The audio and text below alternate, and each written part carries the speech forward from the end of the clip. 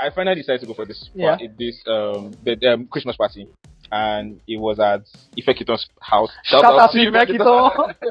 Right, and so Noya was there, of course. Okay. And that so happened to be where I met this young man. Woo! Right, nice to meet you again. A lot of people say they don't understand why I use Snapchat, like this young man here. And the only reason why I use Snapchat is the fact that Confession. I can keep up with people without necessarily having conversations. One of my longest streak is with one of my friends from uni. Yeah. And although he killed that streak, I'm not obsessed with it.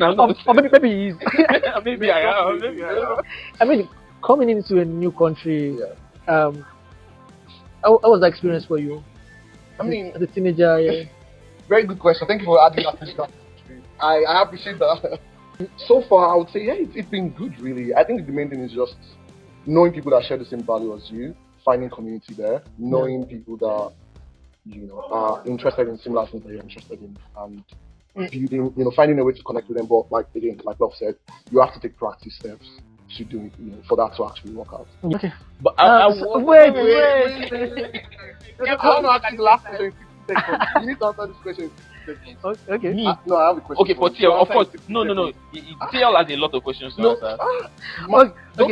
Okay, let's go. So, do you believe that there are friendships that are meant to last forever? If so, why? If so, why not? And do you have an example of that in 60 seconds? Oof. Hi guys, and welcome back to Spill the Tea podcast. I mean, so we don't know what this episode is, right? No, we just in terms of like number. Okay. You know, episode 3 or 4 or 5. John, at this point, I've lost count here. It's an episode. It's an episode. The episode. Yes. So, I think I'll just be asking like quick questions, and we'll then see how the responses come about and pick it up from there. So today we're going to talk about community. The community, actually, like for immigrants, in terms of like, you moved from your home country and then you're now in this new country. You don't know how to find friends. You don't know how to like make the most of the people around you. And so this is going to be asking love. Like, how was your experience when you came into the country? How was it? How did you blend with the environment and people? I had the best experience ever. My God. No. Like, it's crazy because the place I was initially staying was. So, I would not say it was a random place, but I actually got the accommodation. I was there for like 12 days. Yeah. However, because I knew people in Manchester from my uni, my undergrad. I knew 2 people, right? I'll mention their names, Esther and Noye. Right. Shout out to Esther and Noye. Right, Esther, Noye, shout out to you guys. And so, Noye had invited me for a Christmas party. Oh, nice. And at first I was like, I don't know my way around. I'd never used the bus up until this point. I think I came in like 7 days before Christmas. Okay. Thereabouts. Wow. So I didn't know my way around Manchester. Everywhere I was going, I was walking to the place because I'm like, 25 minutes walk. That's why if you see me say 25 minutes walk now and I say it's not that far, it's cause, I've walked. You walked. So I was like, and then I finally decided to go for this Christmas party. And it was at Ifekiton's house. Shout out to Ifekito. Right. And so Noya was there, of course. Okay. And that so happened to be where I met this young man. Woo! Right. Nice to meet you again. I met Lola there. Shout out Lola. I met Precious. Yeah, Precious. Shout out to Precious. Right. RBO. PRBO, yes. Ifekito herself. Yeah. Even Odia in projection now, Nice. Right. So I mean, solid set of people that I met at that event that day, and it was so nice because we were playing games. I'm a games kind of person. I was like, I like the vibe of these people, and they were also church people because most of them attended the same church. Yeah. So it was just perfect, right? And turns out Precious was staying in the accommodation and was going to move into. So it was just perfectly matched. Ayola was staying very close as well. And then we're going to church together and the rest is history. Nice. And so first I'll say by just going for that initial event, not just locking myself in the house and saying, "Nah, I'm an introvert." Yeah. Right. The second was church community. Yeah. And I think the fact that those two coincided for me was perfect, Yeah. right? So I never for once felt like I didn't know anybody in the country, even though I in my family I knew only myself, right? Yeah. Well, my extended family were in London at the time, but like my immediate family was just me, and most of my friends were in London as well, Yeah. right? Most of my closest friends were in London, and so it was that event, church community just made it perfect because I'm going to church Sunday every Sunday. At that time, medical service had not started. Yeah. But I was going to church every Sunday. I was seeing people that I knew. I mean, my first service at CCI Manchester, I helped them sit down. Very right? proactive guy. Like From I day mean, one. to me, it was like transfer. It was not that I was new in church. I was not first time. I was Yeah. transfer from CCI. I think that's a big lesson though. Yeah. Like you should see it as a transfer, not necessarily like Oh, I'm new in this I'm place. new in this place. Yeah. Exactly. And that really helps my community. And then it then did not stop there Yeah. because it's okay to see these people, to meet these people at an event, to see them again in church. Yeah. It was now my responsibility to Follow up. reach out Yeah. and keep saying, "Oh, how far are you doing?" When I see them in church, I don't just say, "Oh, these guys I saw at one event," and then immediately after service I'm going. I'm reaching out and saying, "Oh, how far?" This is for the longest time. I used to call for the first 3 weeks. I used to call Ayola Ayolua. I forgive you. Because I mean I tend to be terrible with names, but for me that it was just perfect, and it's been how long now? How many months now? Like more than I feel like about 20 months now. Yeah, roughly 20 months. It's been really good. Yeah. So I mean, you came in like many years ago now. Agency 7 years now. Damn. So I feel now.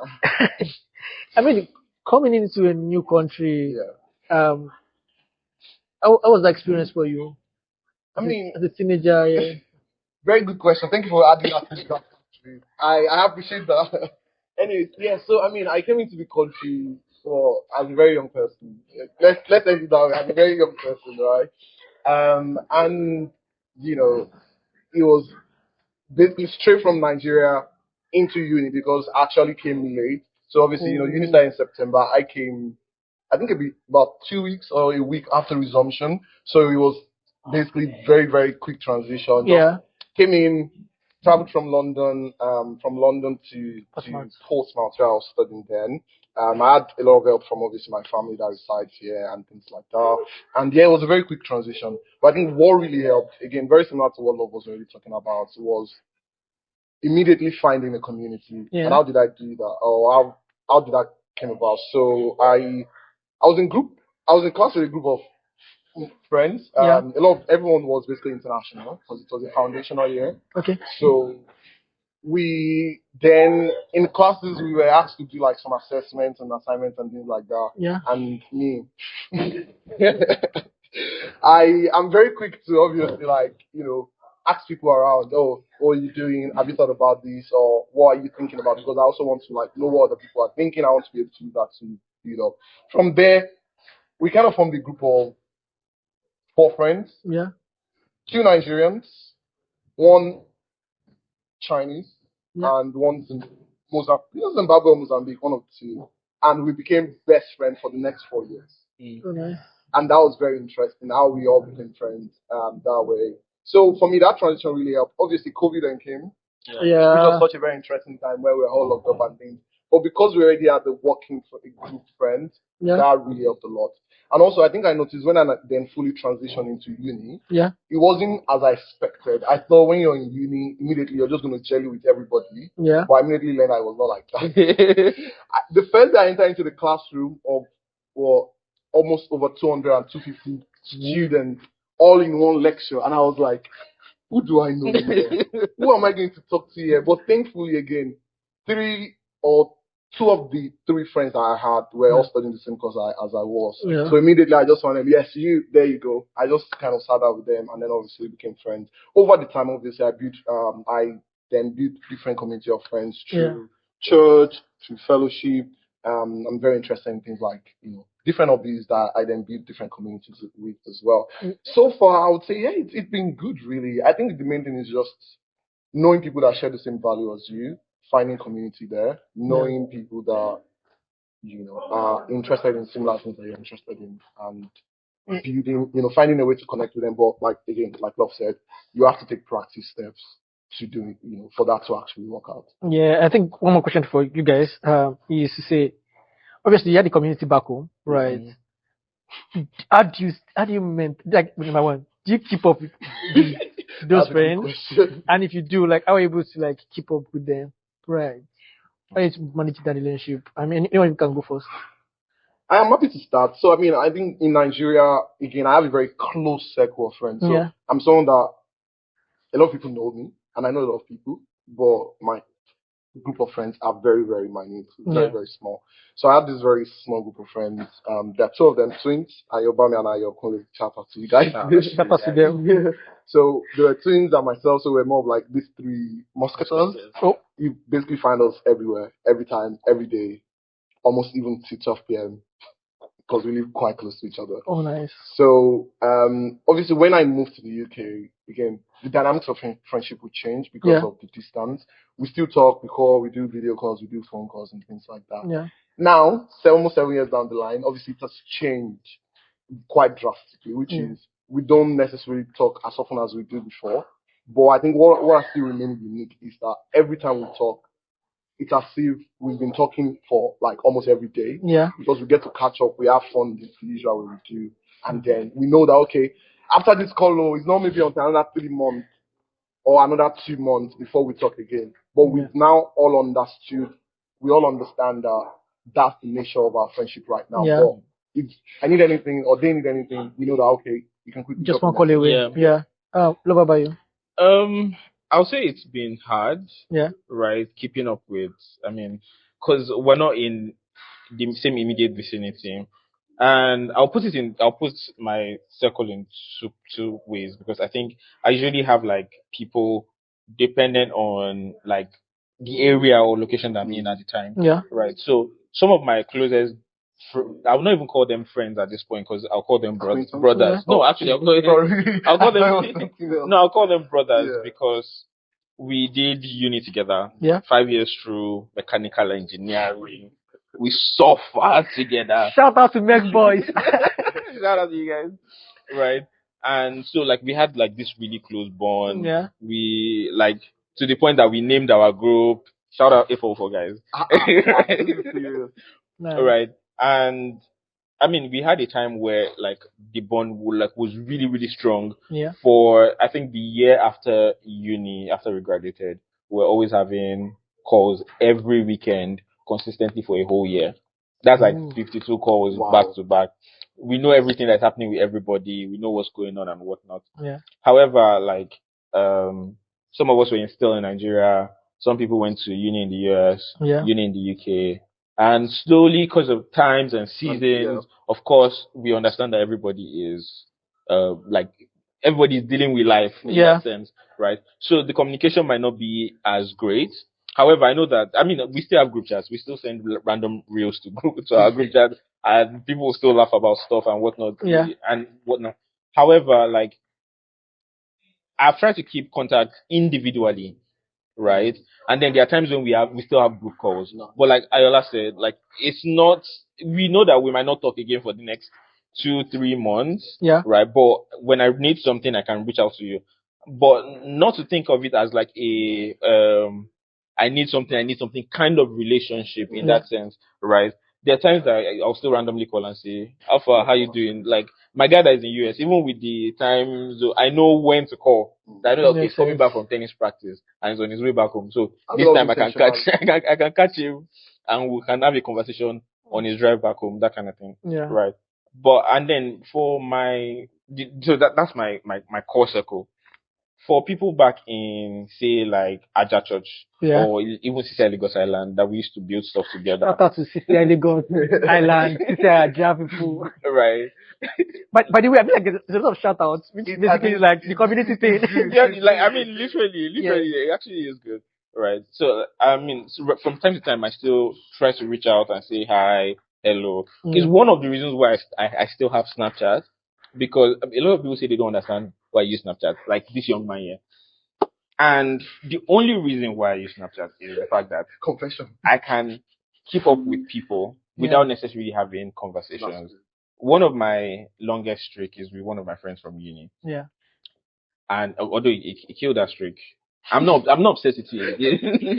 Or maybe he's maybe I am. Maybe I am. A little. But like I'm sending snaps, he's sending snaps, and I know what he's up to. He knows what I'm up to. And when we finally do have a conversation, we can reference times that, do you remember this time that you sent this.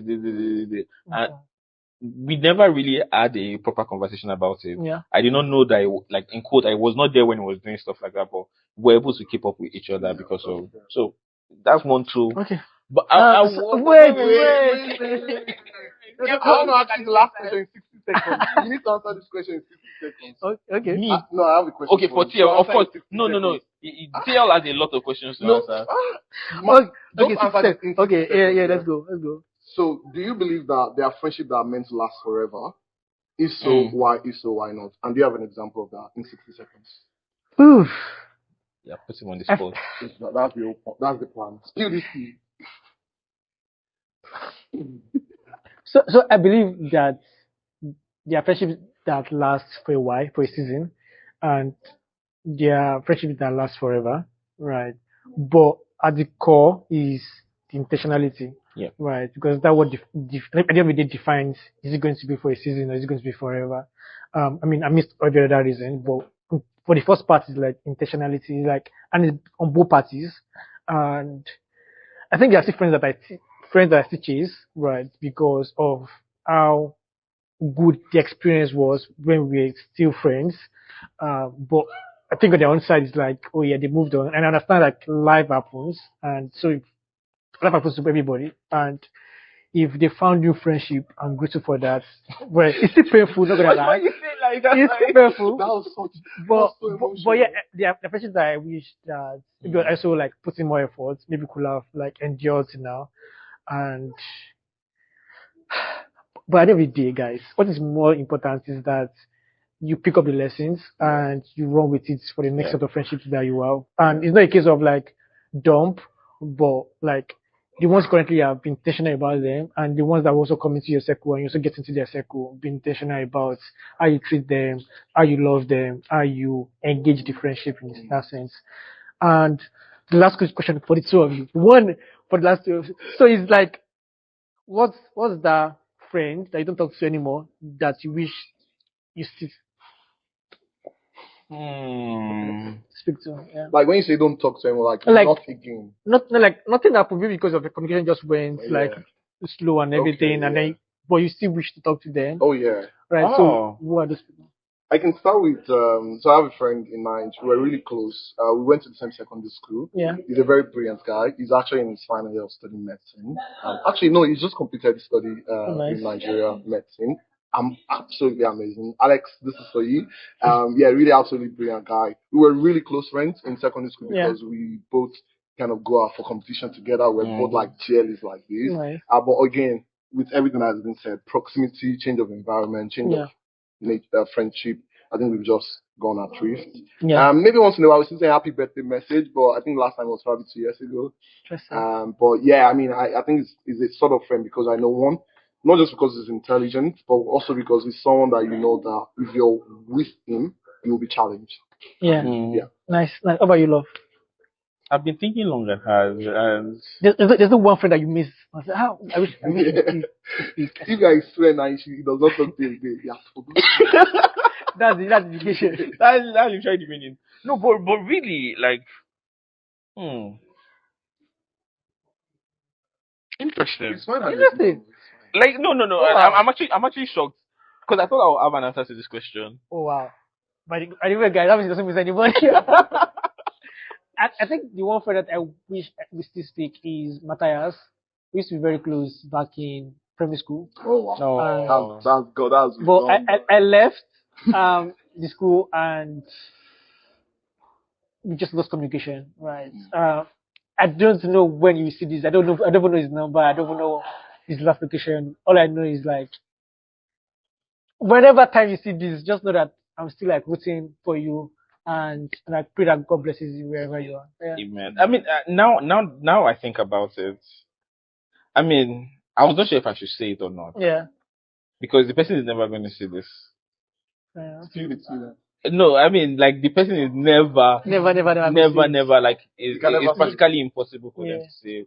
And yeah, every time I remember him, like my heart is always very heavy. Yeah. Right, because it was like my closest friend when we got to uni. Yeah. Right, 100 level up until like first semester of 200 level. Right. In fact, there was a, I don't know if I should admit to this on camera, but there was a semester I was squatting in his room. I mean, semantics, I was not really squatting. I mean, I was still going to my room to go and get all my things and do whatnot. But I was spending a lot of time in his room as well. And his name is Oganenyore, and yeah, I still miss him till tomorrow. Like, it's, yeah. Wherever you are, shout out to you. Wherever I know he is there. He's in heaven, I mean. Shout out to you. I know. But yeah, that's it. Thank you so much, guys. Thank you, everyone. Thank you. Thank you for joining us on this podcast today. And to the next episode, this is Spirit Tea Podcast.